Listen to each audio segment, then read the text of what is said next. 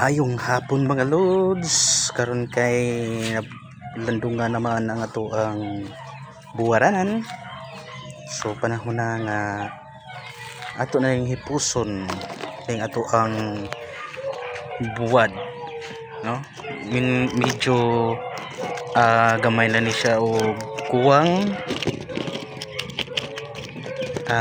ibalik ni siya og mapuhon bisag mga usa ka oras sa buntag, no? Aron lang uga gyud siya og taman.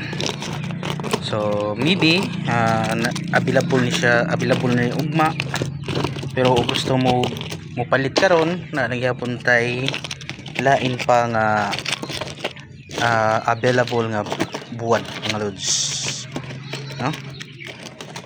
Kay murag medyo ni tik off naman ang kainit ni haring adlaw.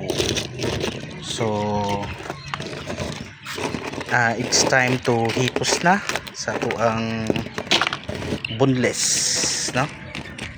So mga lods, og kinsa tong gusto nga mopalit ani nga boneless, no?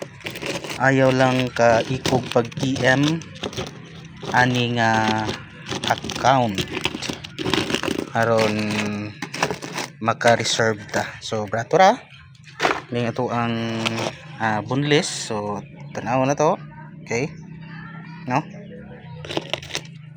So until supply last ta mga loads sa pagkakaroon, pwede ni siya gamon nga gasa sa tuang mahal sa kinabuhi nga tuwa sa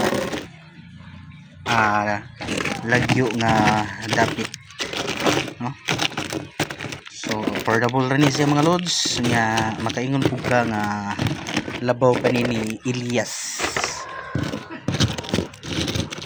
lami, okay? So hahay, daghang salamat o bye bye.